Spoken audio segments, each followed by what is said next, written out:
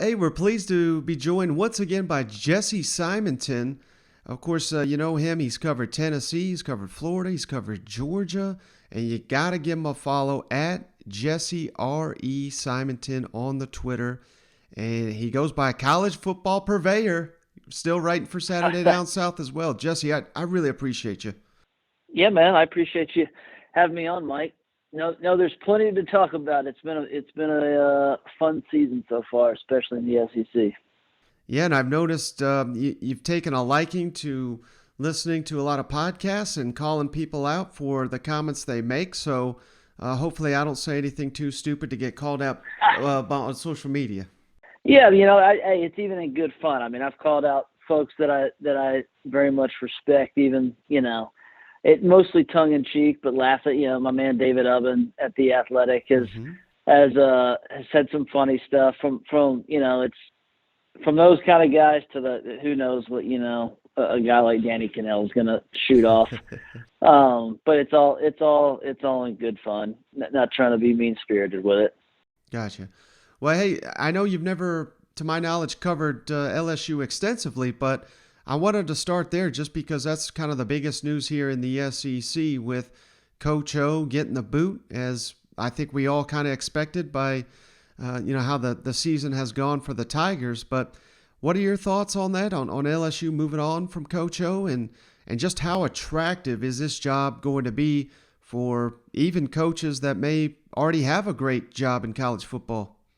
Oh, I mean, yeah, I've never covered LSU, in terms of covering them individually as a program. I have covered many games at Tiger Stadium dating back to my time as a UF beat writer, since that's their cross annual team from the Western Division. Obviously, there's been a bunch of crazy games, Florida LSU games in the last decade plus. And that fan base is second to none. I think everyone kind of saw the writing on the wall with Coach O, based literally, Brody Miller at The Athletic has done a lot of good reporting. Ross Dellinger, who was one of the guys who used to cover LSU for a long time before he became SI's national college football writer, released a big story yesterday, too, that, this had been something that had been brewing for a while, behind the scenes. And so I think once LSU had that terrible start of the year to go out and basically get dump trucked by UCLA. I think the writing was on the wall then because of everything that had happened previously behind the scenes, whether it was Coach O screwing up the hirings, whether it was all the off-the-field drama in the locker room because of how they handled not only the Black Lives Matter movement, but some of the other stuff just within the dynamics of the locker room, his own personal, dealings in terms of his divorce, and then some of the interactions with some of his girlfriends and the practices. I mean, the stories out there are wild. So it was a win, not if. And now, I think the maddest people in the country are the administration and folks who are actually running USC's coaching search, because suddenly they don't have the number one job on the market. I mean, that's how good LSU is. I think pretty much outside of Nick Saban, Kirby Smart, and Ryan Day. Maybe I'm missing someone. I would throw Lincoln Riley on that list as well. Maybe outside of those four guys, I think every other coach in the country would be silly not to consider going to LSU. That's how, attractive that job is. The last three coaches have won national championships there.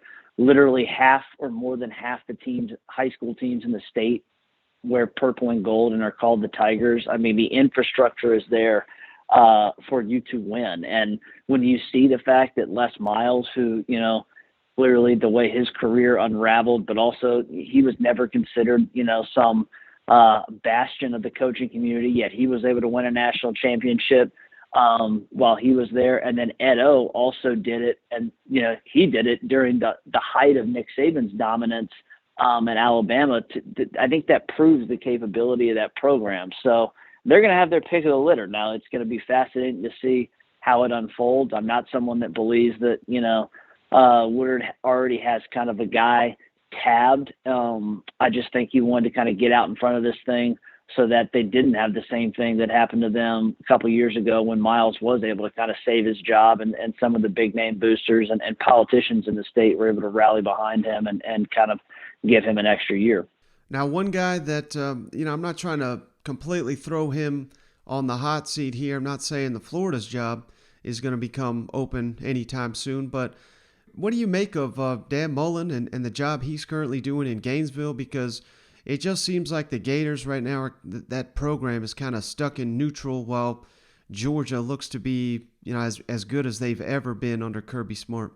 Yeah, I think it's an interesting kind of comparison too when you kind of talk about the move that LSU made versus kind of where Florida is at is right now as a program, and they're certainly, I think the Gators are certainly at a crossroads. That's a fan base that both growing up in Gainesville, in middle school, high school, and then covering the Gators, for the Miami Herald for a number of years. That's a program that they expect to win championships. Like, that is their expectation. And so winning 10, 11 games and some of these, New Year's Six bowl games are nice, but they have kind of a calling to a higher power. Now, is that fair? I don't know. I mean, you can't win a championship every year. What Saban's done is just unrealistic. But the fact that Dan is kind of a prickly personality. He does weird stuff like, I poked at him on Saturday because,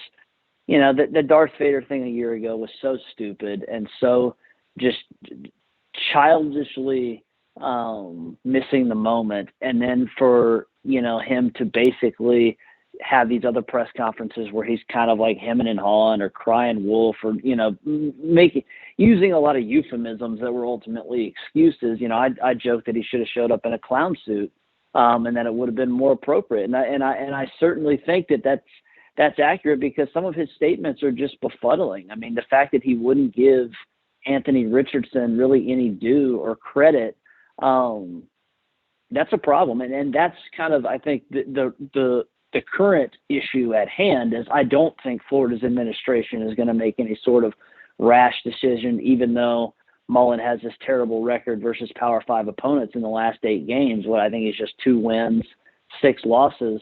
So when you compare it to the fact that like LSU literally just pulled the plug on a guy who won a national championship less than 2 years ago, and where Florida's at, you're like, man, maybe Florida should upgrade. But the grass isn't always greener. I think what ultimately you're going to see is everyone continues to call for Todd Grantham's head at defensive coordinator. You're probably, I would say, very likely to see a change there by the end of the season. But the more pertinent thing, because that's, I think, the expectation, is what is Dan going to do at quarterback? Because he both, I think, risks not only losing the fan base, but maybe even losing his own locker room if he doesn't make the right decision there. And, Anthony Richardson's comments after the game were a little strange. I know he's kind of since retracted or, kind of posted on Twitter, still a Gator, what have you. But here's the deal, Mike. One of those 2 guys is going to be out at the end of the season, Anthony Richardson or Emory Jones. The likelier choice, you would think, for Mullen would be to go with the higher upside guy and a guy with more youth, which is Richardson. But he has yet to kind of commit there. Maybe he's, thinking that he can, continue to try to give Georgia 2 quarterbacks to prepare for or what have you. I don't think the offense really looked all that different. Now, I think it executed better with Richardson. I think there's a higher ceiling with Richardson, but I'm not sure the plays themselves were all that different versus Jones and Richardson Saturday versus LSU. So it's a complicated thing happening right now in Gainesville because, the McElwain deal ended ugly. That was something that it was, all, I don't want to say gravy, but, Florida fans were just kind of, okay. You get to I covered those 2 teams that went to the SEC championship game and completely just got, bulldozed by Alabama. And then, the next year things start to kind of come undone and he just gets, they get completely pantsed by a really good Georgia team that ultimately made the national championship game that year, and he was out the very next week. Now, there was, again, some other stuff happening with, the faux death threats and some of that stuff, but I don't think Mullen's going to see a similar fate even if Florida gets completely housed in 2 weeks down in Jacksonville. But he's going to have to answer some stuff to an administration, based on, recruiting and both recruiting his own roster and trying to match the recruiting efforts of Alabama, Georgia, and others in the SEC. And then also this staff makeup, because the staff right now is just not hacking it. Now, you just talked about Georgia. I really wanted to ask you about that as well, because I've seen you kind of comment on the love that Stetson Bennett has been getting by a lot of people in the media. And I'm not sitting here trying to say Stetson Bennett is not playing well. I think he's playing very efficiently. I think this is the best football I've ever seen him play. But at the same time, I mean, he's surrounded by so much talent.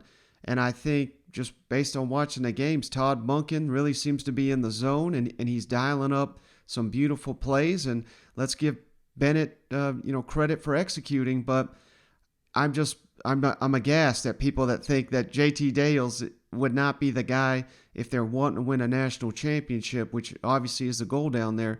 What are your thoughts on this Stetson Bennett, JT Daniels talk? Yeah, I guess I come at it from a little bit of a different angle. I'm less skeptical at Bennett's ability or play. I think it's clear, especially if you watched all of last season versus this season, the kid has definitely improved. He's more comfortable. Monken, as you said, has schemed up some good stuff and is definitely more comfortable with Bennett's skill set. Georgia absolutely is loaded, but they're also beat to hell. I mean, they're missing, most all of their top receiving options, at least the preseason guys. And obviously we'll see what happens with Pickens, but then when you're talking about Blaylock and Smith and Curious Jackson's barely been in there, Jermaine Burton's barely been in there, they're missing all these guys, and what they've gotten out of some freshmen and Bowers, who looks, supremely impressive as the freshman tight end. A.D. Mitchell, I mean, it's hilarious in hindsight. This is a kid that wanted to go to Tennessee, was a Tennessee guy, and Tennessee staff didn't think he was good enough. Boom, he goes and camps at Georgia. He falls in love with Georgia. Alabama wants him. Georgia wants him. LSU wants him. Tennessee comes back and says, hey, we'll take you. You're a Tennessee kid. And he's like, nah, and that's the life of the Vols right there.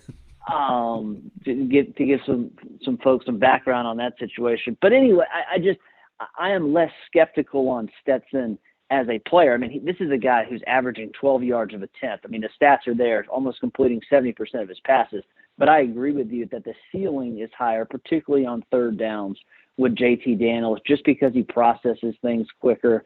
I do think Stetson has cleaned up some of his accuracy concerns from a year ago. But the real thing that makes me laugh, and I think it's just, there's plenty that you can kind of nitpick and kind of criticize Kirby for over the years.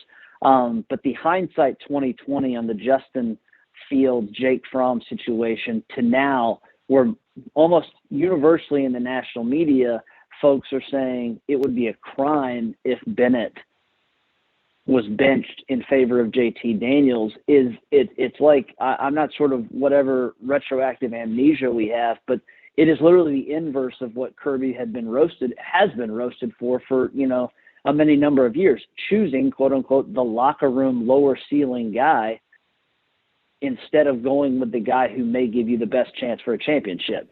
Now, Jake Fromm nearly won a championship, and I do think this team is good enough to win a championship with Stetson, but I just find it amusing that the goalposts so quickly can shift, especially in college football, where the season, mind you, isn't that long. It's only 12 weeks. That's really a small sample size, so it's easy for folks to kind of sway some of these narratives, and that is kind of, to me, one of the more baffling, just kind of narratives that's out there, that it would be a crime if somehow Stetson is pulled. No, right now Georgia, I saw a headline today that I agree with. Georgia doesn't have a QB problem or controversy. This is a good dilemma to have. They got two good options. The likelihood is when Daniels is fully healthy, whether that's Florida or after that, he will be the guy. And then if he doesn't go, if he can't hack it, or if he's hurt, what you have in Stetson, because he has been a solid performer all year.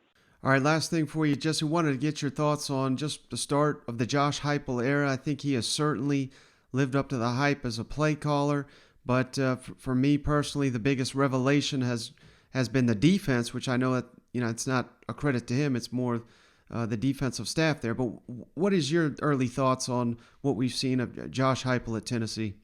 Yeah, I mean, again, I referenced like David Oven, is a guy who came from out west and covered Baylor and some of those teams, and so he's very familiar with the air raid and other folks who have covered that before. It surprises no one that Tennessee has been able to score points, especially against bad defenses, the South Carolinas, the Missouris, even Pitt and Kenny Pickett have been very impressive offensively, but they're nothing.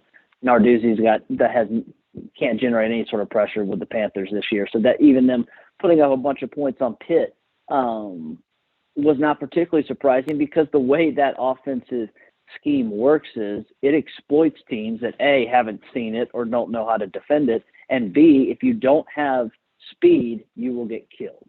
And so Hendon Hooker has been a revelation. I think it obviously is going to really hurt Tennessee's chances if they don't have him available versus Alabama or Kentucky. We'll see, what kind of injury he sustained and whether he'll be able to come back sooner rather than later. But I agree, the defense has been kind of the real revelation, and I think that's kind of been the difference between Tennessee potentially, going under their win total and not making a bowl game, NCAA potential, sanctions notwithstanding, or, getting to 6+ wins. And the fact that this is, a unit, I have a story coming out, and I tweeted about it. When he was stripped to the studs, you're missing Toa and Crouch and your two top pass rushers from a year ago, and Bryce Thompson goes to the NFL, and some other notable, just depth pieces are gone.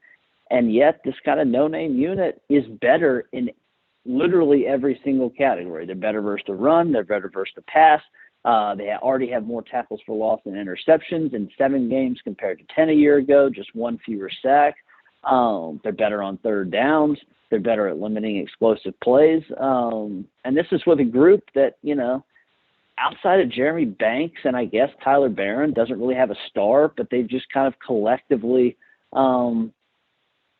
played well. They play faster. They play simpler. You've seen guys who've been really up and down throughout their careers, like Alontae Taylor and Theo Jackson, playing with more consistency. Banks and the staff has gotten, much more production out of a guy like Jaquan Blakely. They found a way to utilize, a Roman Harrison. Bryson Young, the JUCO guy they brought in, has started to come along. So I don't think it's going to show up on the stat sheet this weekend versus Alabama, and I think partly that's going to be a byproduct of playing 100 some odd plays in that 5-hour slugfest against Ole Miss. But I think the rest of the season, outside of going up against honestly the top couple teams in the country, Alabama and Georgia, Tennessee's defense is going to help keep them in every other game on their schedule the rest of the way, and I think few, if any, predicted that to be, to start the season 8 weeks ago, and I include myself in this. I thought the Vols really were going to have to play red zone roulette, just drop 8 and let teams march it down the field, and then just try to see if you could keep them out of the end zone, kick instead of, getting 7. And instead, they've forced turnovers. They've made enough plays, and they've been kind of the real surprise and renaissance, I think, for the Vols in 2021. Sounds like the Vols are going to be the one faking injuries next week. But, hey, I really appreciate you, Jesse. I don't want to take up any more of your time. But, again, you got to give him a follow at Jesse R.E. Simonton on the Twitter. Thank you, Jesse. I really, really appreciate it. Appreciate it, Mike. You have a good day.